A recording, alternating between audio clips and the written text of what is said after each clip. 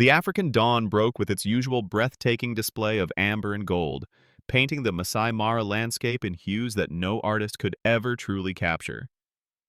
For wildlife researcher Daniel Hayes, this morning ritual had become sacred over his 8 years living in the remote wilderness of Kenya. Coffee in hand, he stepped onto the weathered wooden porch of his modest research station, breathing in the crisp air that carried the earthy scent of acacia trees and sun-baked soil. But this morning would shatter every assumption Daniel had about the wild creatures he'd dedicated his life to studying. A movement at the periphery of his vision made him freeze.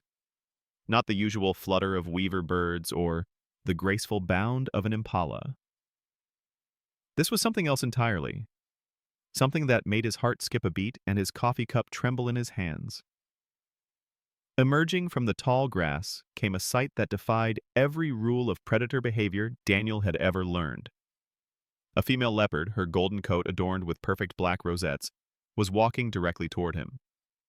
But she wasn't stalking. She wasn't hunting. She was carrying something precious in her powerful jaws, something that made her movements deliberate and careful. As she drew closer, Daniel's breath caught in his throat. The leopard carried a tiny cub, bloodied and barely moving, its small body limp with injury. The mother's amber eyes, usually cold and calculating in a predator, held something Daniel had never seen before in the wild. Desperate hope. 20 meters. 15. 10. The distance between them closed with each of the mother's careful steps. Daniel's rational mind screamed at him to retreat, to slam the door and call the rangers. But something deeper held him frozen in place. This wasn't an attack. This was a plea. The leopard stopped just feet from his porch. In a moment that seemed to stretch through eternity, their eyes met, human and predator, locked in a silent conversation that transcended species. Without breaking eye contact, the mother leopard gently placed her injured cub on the wooden planks, then stepped back. The message was crystal clear. Save my baby. Daniel's hands shook as he knelt beside the tiny form. The cub's breathing was shallow and labored, her small chest rising and falling with obvious effort. Deep puncture wounds marred her golden fur, the unmistakable marks of a male leopard's fangs. Daniel recognized this brutal reality of the wild. Males often kill cubs to bring females back into breeding condition. This little one was dying. "I'll help her," Daniel whispered, though he knew the mother couldn't understand his words. But somehow, she seemed to understand his intent. As he carefully wrapped the cub in his flannel shirt and lifted her fragile form, the mother leopard settled onto the porch, positioning herself as a guardian sentinel. Inside his research station, Daniel's hands moved with purpose born from years of wildlife first aid training. He cleaned the wounds, applied pressure to stop the bleeding, and wrapped the cub in warm blankets. His satellite phone connected him to Dr. Elizabeth Morrison, a veterinarian working with the nearby conservation project. "Keep her warm, keep her hydrated, and keep her alive," Elizabeth instructed over the crackling connection. "I'll be there in an hour." That hour stretched like a lifetime. Daniel administered drops of honey water, watching the cub's tiny tongue respond weakly but determinedly. Through the window, he could see the mother leopard maintaining her vigil, her amber eyes never leaving the doorway where her child had disappeared.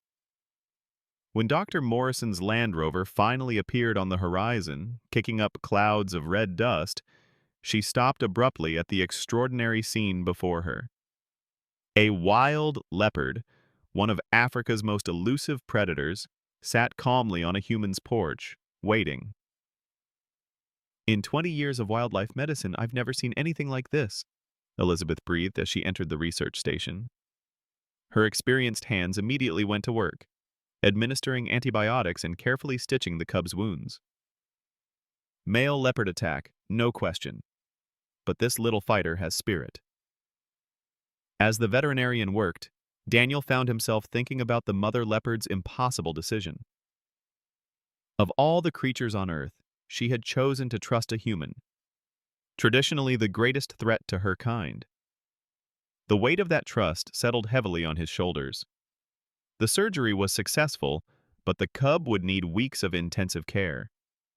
X-rays at the ranger station revealed a fractured shoulder blade that would heal, but slowly. For the next month, Daniel's world became consumed with round-the-clock care, medications, feeding schedules, and the gradual process of watching a dying creature return to vibrant life. The mother leopard visited daily, always maintaining a respectful distance, but never abandoning her post. She would appear at dawn, disappear during the heat of the day to hunt, and return by evening. It was as if she understood that her cub was in good hands but couldn't bring herself to leave entirely. Daniel named the cub Jengo, meaning to build in Swahili, a tribute to her incredible will to rebuild her strength. And build she did. Week by week, the tiny patient grew stronger. Her amber eyes grew brighter, her movements more coordinated. The frightened whimpers gave way to tentative purrs when Daniel stroked her head. By the third month, Jengo had transformed from a dying cub into a powerful young leopard. Her shoulder had healed completely, leaving only a small scar and a slight limp that did nothing to diminish her growing confidence. She had outgrown Daniel's research station and needed space to develop her natural instincts. The day came to make the difficult decision every wildlife rehabilitator dreads: letting go.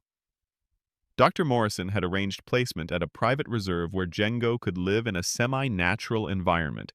Not completely wild, but not captive either. It was the best possible outcome for a leopard who could never fully return to the harsh realities of the wild. As the transport vehicle arrived to take Jengo to her new home, Daniel felt a mixture of pride and heartbreak. He had saved a life, but saying goodbye to the creature who had become such a central part of his world felt like losing a piece of himself. Jengo, now recognizing the signs of change, paced restlessly in her temporary crate. Her amber eyes, so like her mother's, seemed to understand that another chapter was beginning. As Daniel gave her one final gentle touch behind her ears, her favorite spot, a flash of gold caught his eye. There, at the edge of the clearing, stood the mother leopard. She had returned to witness her daughter's departure, maintaining her silent vigil one last time. For a moment, their eyes met across the distance, mother leopard and human guardian. In that gaze, Daniel saw something that made his chest tighten with emotion: gratitude. The vehicle pulled away, carrying Jengo toward her new life.